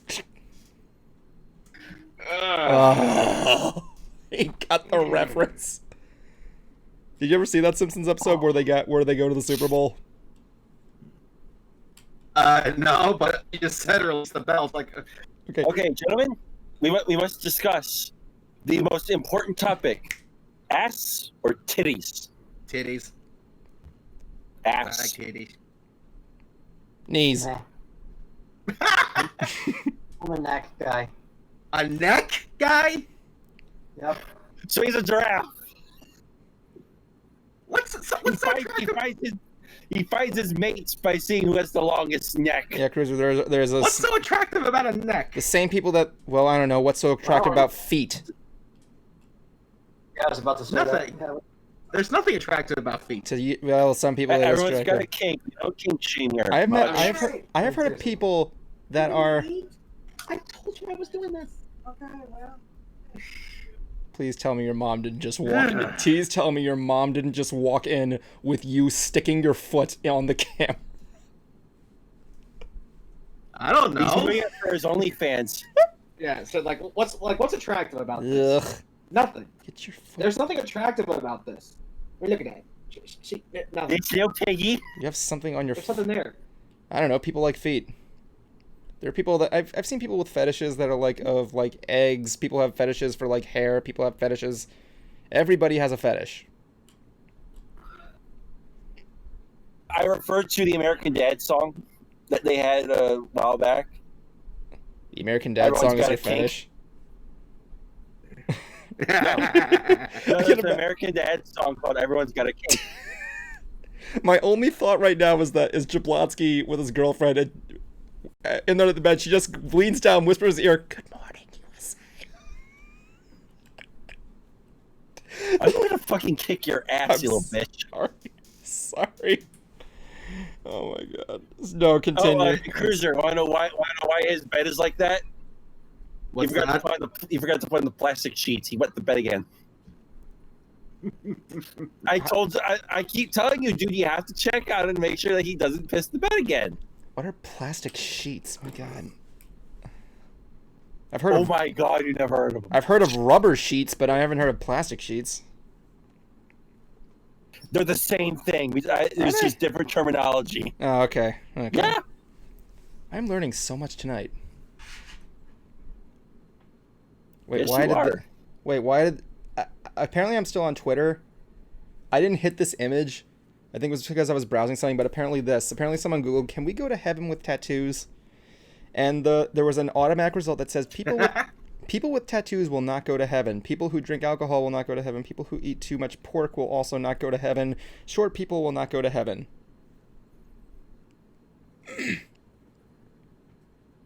That's why I keep saying God's love is conditional.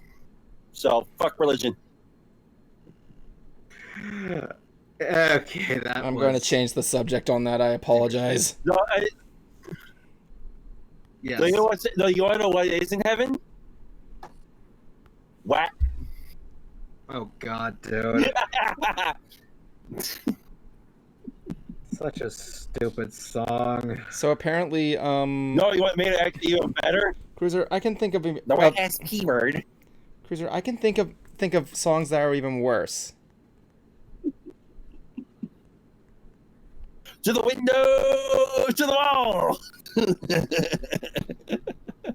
Yeah, you know, for example, I want. No. What I want Yeah. to is I want Ben Shapiro to sing that song, just to read the lyrics. Why? The way he did with Lap. Because it'd be hilarious. Because he's the squarest guy on the planet. That's And why. he low-key told, That's he a good low-key point, told everyone that actually. he does not turn his light on in the slightest. Wait, what, Evan? I said- Godfrey read those lyrics too. Gilbert God. Oh no! I remember no, I at the very last BronyCon, someone actually uploaded a video of Gilbert Godfrey singing the MLP song, Aria. the Stay Okay. Aria. Okay, you But know he didn't what? really sing it. He didn't know what he was doing. It's like, Yeah, it was just like saying it. what, Evan? I was gonna say, you know what that was a reference. Yeah, Yeah, he was just saying Like, it. Oh, shining armor, I will be there very soon. God, I wish I could do I it. saw that. I was on the floor. Okay. That shit was hilarious. Wait, Jablonski, did you get why they did that? Do you know what it was referencing? No, other than 50 Shades of Grey, with Okay. him reading that, no. Okay, let me explain. There's this series online called Pony Thread Simulator where this guy basically goes on /MLP on like I think it was like a 4chan or something, and he chooses like all the weirdest shit that's on there. And on one of the episodes, they did a song thread for This Day Aria. They start where basically you start typing the lyrics and they continue with the song. So, like midway through the song, they just randomly started posting pictures of Gilbert Godfrey just all throughout the rest of the song. They're like, and someone like puts down, "What, you can't hear him singing this?" And that was what it was a reference to. Just that. Okay. You know, but speaking of Gilbert Godfrey, one thing I thought someone did with him that I thought was funny is in the heavy metal world, there's actually a band called Slipknot. They are that band that has 9 members. They wear masks and jumpsuits. Well, they recently got a new member, and they have him wearing a mask. No one knows his official identity. Someone went to Cameo and booked Gilbert Godfrey and have him confess that he was Tortilla Man. He goes, I am Tortilla Man. I am the new member of Slipknot. Like, who did you think it was? what I wish I had the money to do if I is the band Static X that I saw. They too have a masked singer, and I wanted him to say that that he was fronting Static X. Like, yes, I am the new singer of Static X. I am the one who was singing "Push It" and "To Get to the God." Who did you think it was? And so dope. It was. It's like you go up there and it's like, I was Odorous Arungus the entire time. Oh I actually wonder if that's how AVGN reached out to Gilbert. I wonder if he asked him through Cameo. I remember when we were at the last BronyCon and we were watching that it was you, me, Brian, and everybody else. And I remember at one point you're like, he's trying not to laugh. Like, you can clearly see James is trying not to laugh at one point. Wait, Bronny was trying not to laugh at that. No, if you watch the video, you can see James Rolfe was trying not to laugh, and he had the same issue when he had Lloyd Kaufman on there. You can actually hear it. If you actually listen to the Lloyd Kaufman one, you actually can hear somebody laughing at one point in the background. Sorry if I interrupted. God, Lloyd, Uncle Lloyd. But anyway, in 4 weeks, I'm actually going to be back in Orlando. I'm taking my brother to see Parkway Drive. But I am surprised that the concert has not been postponed. The concert's 4 weeks away. I do know that it's being held at Hard Rock and City Walk. Really? I think that was I thought it was closed. Yeah. You keep talking. I'm gonna take a look. Apparently Maybe not. I'll take a look for you. See if the Hard Rock thing is open at City Walk. Yeah, because I actually spoke with someone at Hard Rock the last time I went to Orlando, and keep in mind this wasn't some manager. This was just someone I found who was working the door, and she said that all their shows of this year have been postponed to next year. So I went on the band's website, and there was no notice. I went to Ticketmaster. There was no notice. And I even tried contacting Ticketmaster through their little customer service chat box thing. Mm-hmm. And I don't know why, but every time I asked the question, somehow the chat ended on me. Kind of odd. 4 times in a row. That is weird. Yeah. But still, there's no notice that it's been postponed. Do you see it like being postponed? I'm just going to assume that's. Sorry, go on. The only thing I saw was the first 2 tour dates on that tour were canceled. Cruiser. They were in California. Yeah. There is a COVID-19 alert on their event thing. Event information may be out of date due to coronavirus. To confirm details with event organizers. I think you said you already did that though. Is that for what site though? The band or Ticketmaster?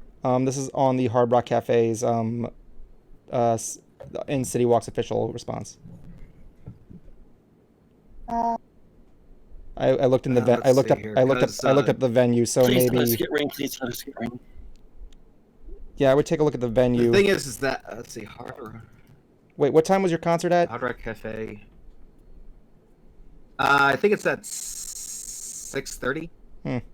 Because I was seeing because maybe it might have closed at 10. It was closing at 10. So like I said, my guess is if they do cancel, it's probably gonna be like 2 weeks in advance or something.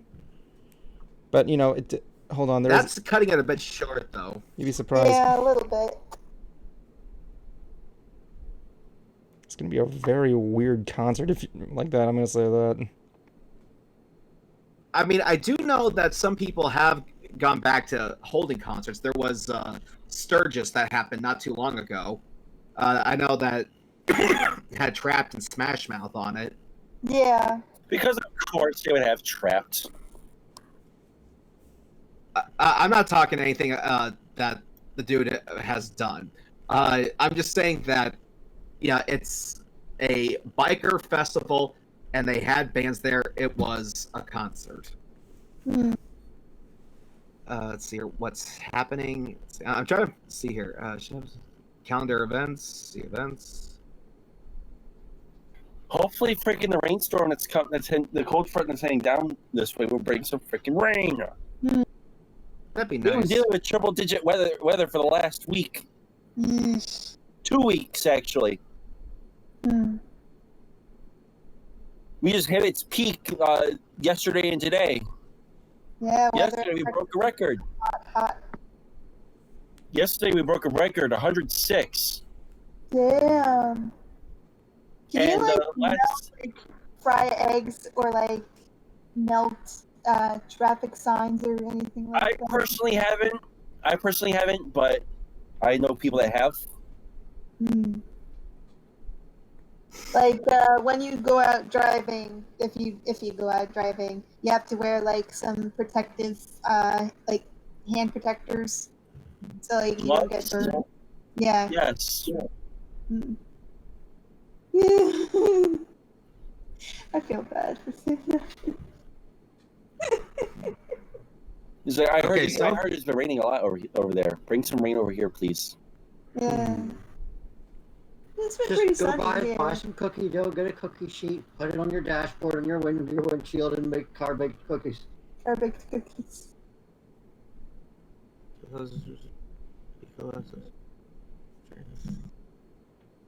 Yeah, so far there's nothing on there that says it's canceled. There's nothing on there yet, Oh, or anything like that. Nah, I mean I could. Hold on, let me get back here. What were you saying, Evan? You said there was nothing on it getting canceled yet. By yet, I mean, you know what I mean. No. And we'll see what happens. Yeah, the show is September 14th, so that's what I mean when I say it's pretty close. We'll see what happens. Now, indeed. Now, I don't think the band will probably be doing a meet and greet considering what's going around. yeah. I mean, I'm still curious if I could try to get, at least for the sake of my brother, because fun fact here, this shirt actually came with a merchandise bundle of this album Reverence, and I bought this merchandise bundle because it came with a shirt, a vinyl, a digital copy of the album, and a signed lithograph. Now, I want to find out if the lithograph was actually signed or not, because, as you know, Ozzy scammed Evan and I and thousands of others.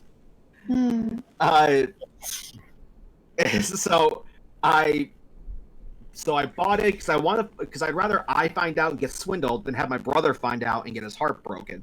So I ordered it, and sure enough, it's real.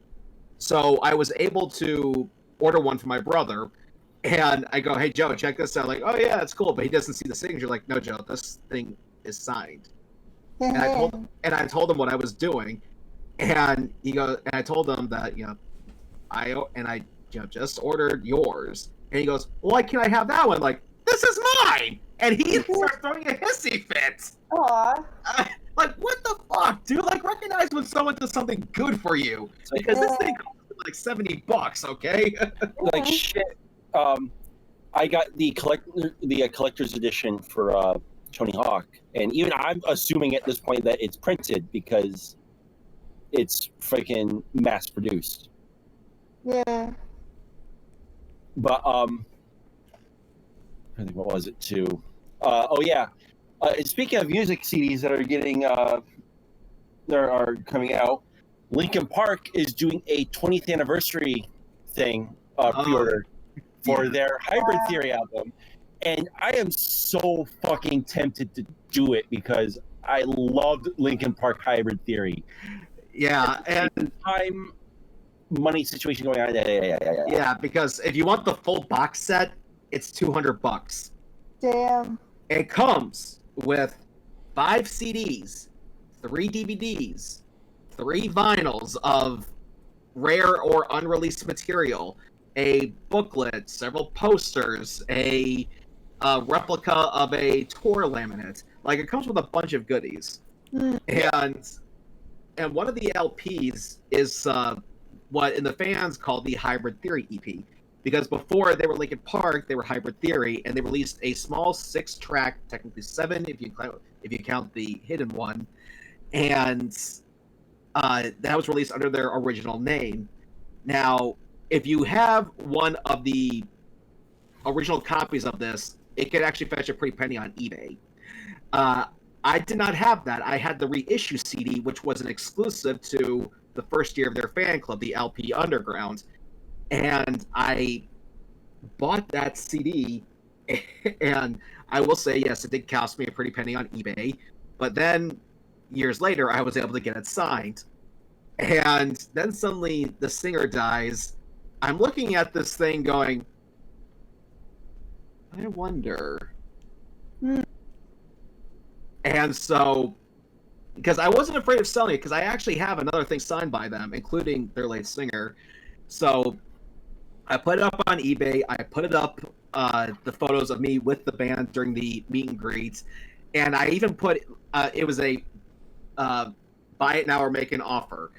And the buy it now I put was $999.99. But I put in the auction, I put in the auction, do not hesitate to make me an offer. The only reason why I have it set this high is because I have no idea how much this is worth. Because there was nothing, no previous EPs that were signed by them have sold. So apparently mine was the first in a long time. And someone actually offered me $700 for it. Not bad. I took it. And yeah, and I actually gave my thanks to the guy, because that was actually the first year I was flying out to Everfree Northwest. But it included the meet and greet pass that I took to take it back to get signed. Some Linkin Park memorabilia, like little tiny things like keychains or like stickers, flyers. Just as my way of saying thanks. I'm tempted to get the vinyls. Yeah, and so I had to wonder, like, if the vinyl of that EP is going to affect the, for lack of a better word, profit margin of the EP, or the CD of the EP. I mean, Lord knows you can't get Chester to sign it. And I'm just really curious to see what else is on there, because I heard the new song, or new to us, I should say. The song is called "She Couldn't," and I was almost in tears because it was a return to the Hybrid Theory sound, and this is what fans like me wanted from them for the longest time. For some reason, after Meteora, they said they were dropping the new metal sound, and I remember everyone, including me, said, "Okay, hold on, let's see what they do here." They released Minutes to Midnight, and it was a good album. I definitely liked it. Then they did 1,000 Suns, and that polarized the fandom. Like, there were people who loved it and people who hated it. I was on the side of people who did not like it. It was a concept album, but I don't think anybody really knew the concept. Like when Pink Floyd did Another Brick in the Wall, like that was a good concept album. This felt like a weird remix experiment. Then they did Living Things, and it was okay. It was kind of a return to the Hybrid Theory sound, but not by much.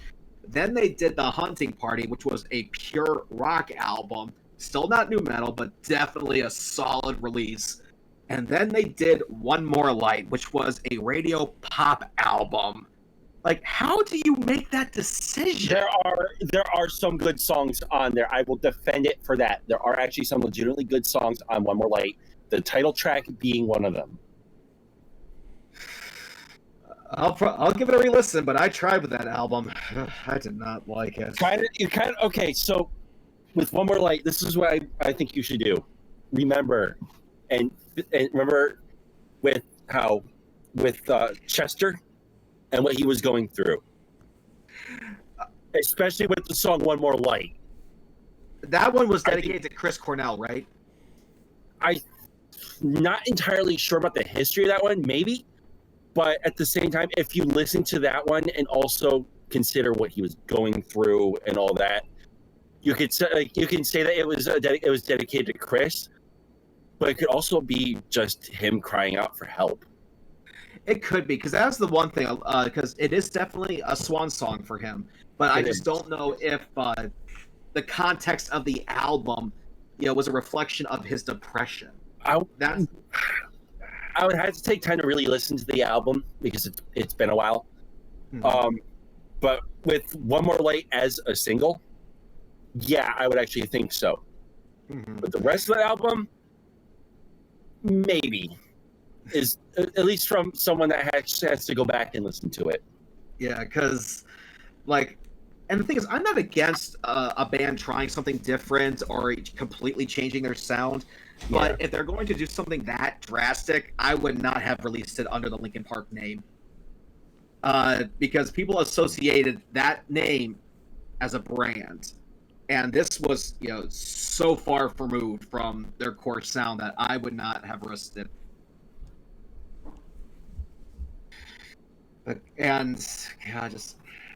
All we wanted was just a return to that sound, but the band just would not give it to us. It's a shame it took this to bring it back.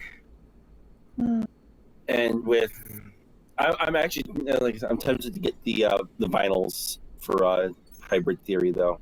Mm-hmm. Yeah, and I still don't get why vinyl is back in vogue all of a sudden, but I don't know either, but I like it. I will say they do make nice, display pieces there up on your wall. If I got it right. Especially when they're... Oh, you got Breaking Benjamin vinyl? I'm jealous. Yeah, I got 2 of them up there. Dark Before the Dawn and Aurora. I would go for... I like the Dark Before the Dawn. I want to get Starset and My Chemical Romance, Black Parade on vinyl. Especially the all art one. Oh my god, it's so pretty. There's an art version of My Chemical Romance is the Black Parade on vinyl, and it's really the Black Parade going down in this weird gothic style. Oh. And funny enough, one of the shirts that I got for Tax-Free Weekend is a My Chemical Romance shirt. Unfortunately, didn't have the Black Parade in my size. However, I did manage to find the one that promoted their San Diego show from last year. Man, there's all these bands that are coming back together, which I definitely like. It was good seeing Static X again. I don't know if Linkin Park is going to be going back on tour, but if they do, there's one guy I'd like to see. That's Vincent 10-second song. Not familiar, Jablonski? I'm familiar with him. I'm just trying to debate. Well, because he's done several songs by other bands in Linkin Park style or vice versa. So he does have the range. He does. Yeah, he can definitely sound like the guy. He is definitely skilled at that.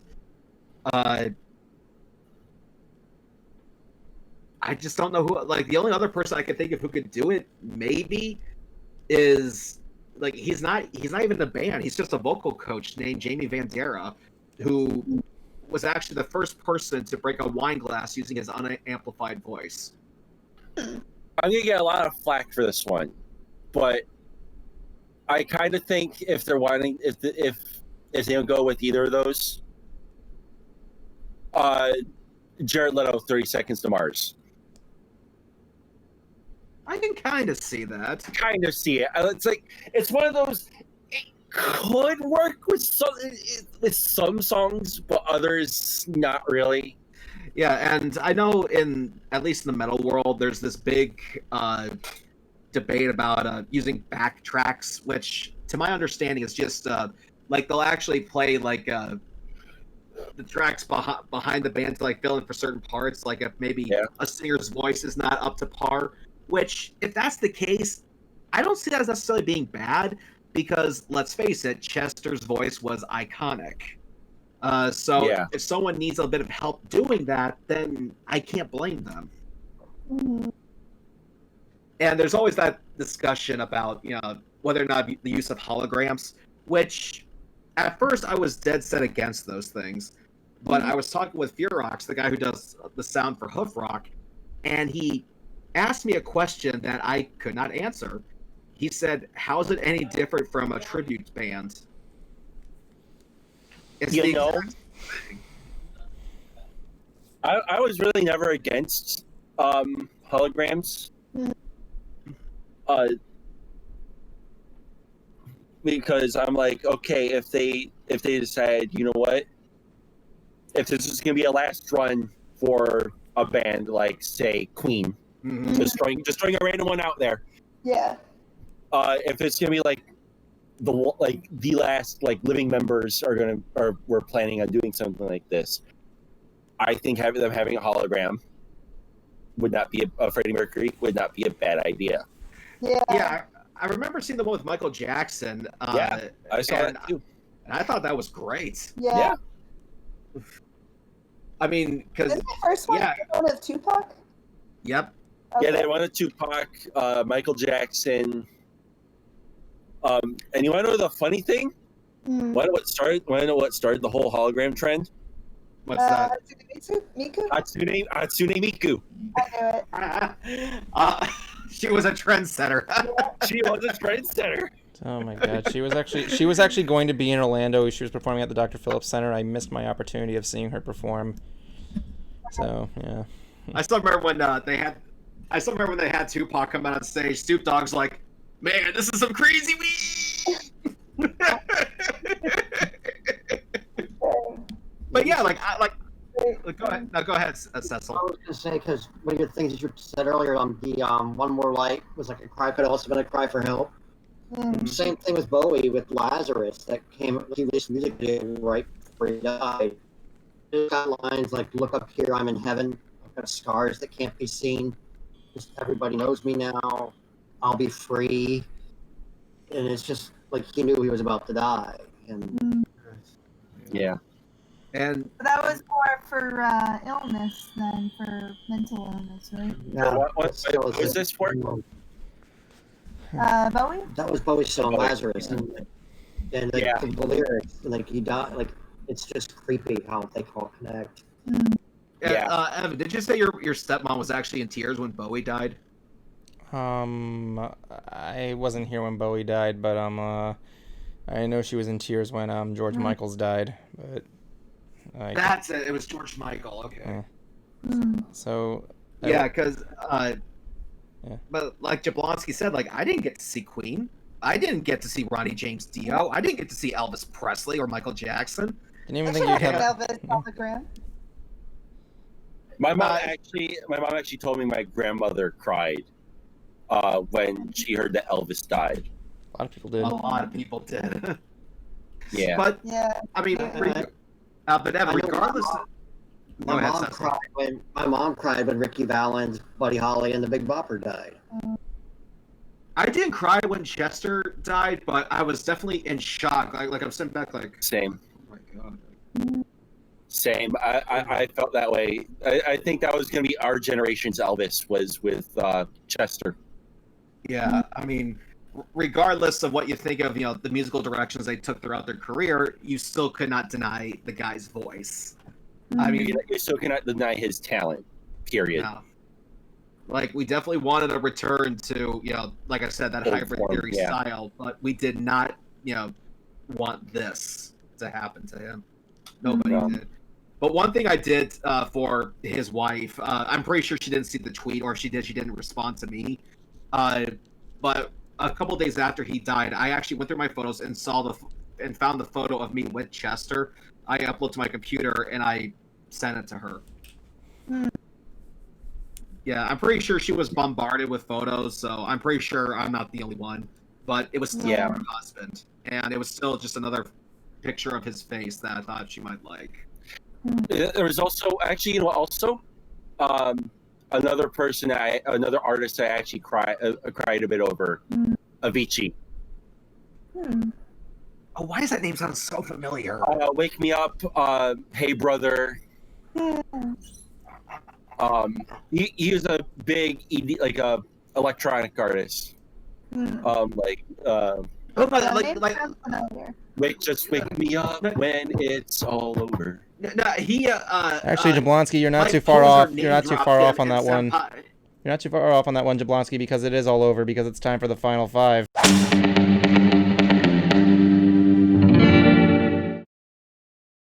I'm still going to say it. Mike Posner name dropped him in his song "I Took a Pill in Ibiza." Yeah, yeah. That's where I know him. So, I remember it. So before, I highly recommend you listen to him. So before we begin, Evan, the final 5, before we begin this, I just want to play this video. It was uploaded 5 years ago. It's 16 seconds long, and it's called "The Most Pathetic Elevator Chime," and it's got 9.9 million views. And I just wanted to share this gem with you as I play it. So yeah, you got to hear this, because when I saw it, it randomly appeared in my related videos. And I just want to play this here, so I apologize if this sounds a little bad, but here we go.